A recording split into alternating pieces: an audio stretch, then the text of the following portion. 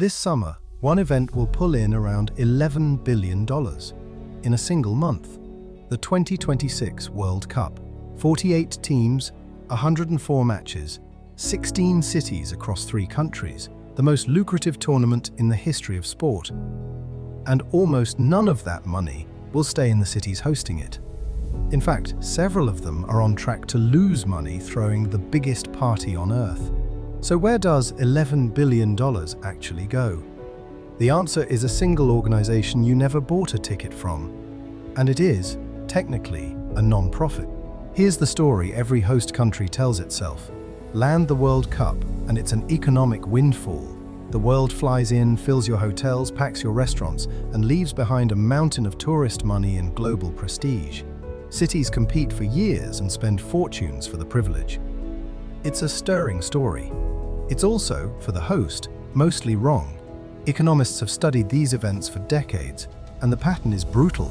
Researchers at the University of Toronto found that 12 of the last 14 World Cups left their host regions with a net economic loss. Not a windfall, a bill.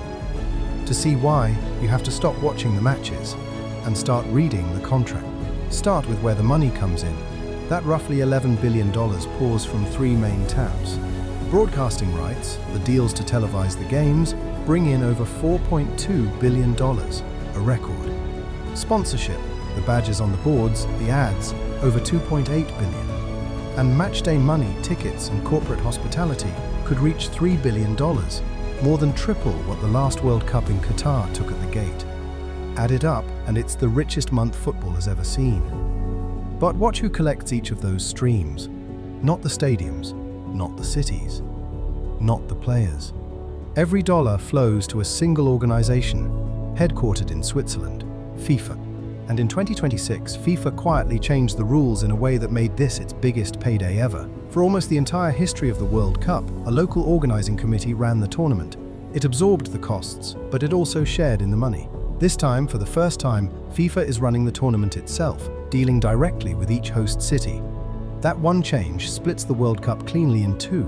FIFA keeps essentially all of the revenue: media, sponsorship, tickets, hospitality, merchandise. The cities keep the costs: security, transport, stadium upgrades, the fan zones. Economists have a plain name for this shape. It's a franchise. The franchisees pay to run the business. The franchisor keeps the receipts. Except here, the franchisees are entire cities, and the receipts run into the billion. Now put the numbers side by side. Of that roughly $11 billion, how much reaches the 48 teams actually playing? A record, and still only about $871 million, rounded off. And the players' share of the entire tournament is around 8 cents on the dollar.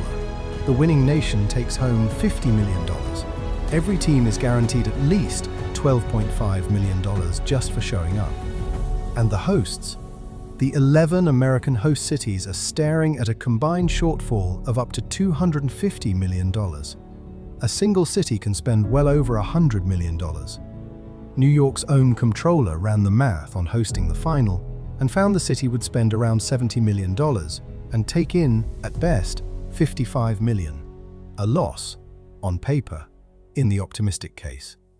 So, a minority to the players, a bill to the hosts, and the majority banked by a non-profit in Zurich. Why can FIFA charge like this? Because, unlike a local team, it never has to come back. A baseball team needs you happy enough to renew your season tickets next year. FIFA won't return to the United States for maybe 40 years. There's no repeat customer to protect, so there's no reason not to squeeze. You can see it in the tickets. For the first time at a World Cup, FIFA used dynamic pricing, prices that float with demand, the way airline seats and concert tickets do. A seat that opens near $60 can climb to $7,875 for the final. Trackers have already called it the most expel cup ever. And here's the quiet part. When you spend $400 on a World Cup ticket, that money doesn't circulate through the local economy.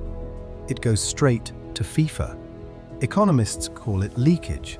The city gets the crowds, the traffic, and the policing bill. FIFA gets the $400. So, if hosting so often loses money, why do cities keep lining up to do it? Part of it is prestige. No mayor wants to be the one who let the World Cup slip to the next city over. And part of it is structural. FIFA's commercial rules wall the hosts off from their own sponsors. A host city often can't even sign a local deal if it steps on one of FIFA's global partners, like McDonald's. The one tool a city would use to cover its costs is contractually taken away. Then there's the entity itself. FIFA is registered as a non-profit association under Swiss law, which shapes how it's taxed and governed, even as it runs one of the most lucrative businesses in sport. Back in 2016, its president campaigned on a promise to quadruple FIFA's income. After 2026, he's on pace to have done exactly that. So the machine holds. Cities compete to host. FIFA writes the contracts. The costs stay local. The revenue flies to Switzerland. And the gap between how the World Cup looks, a gift to the host, and how it works, a franchise fee, just keeps getting wider.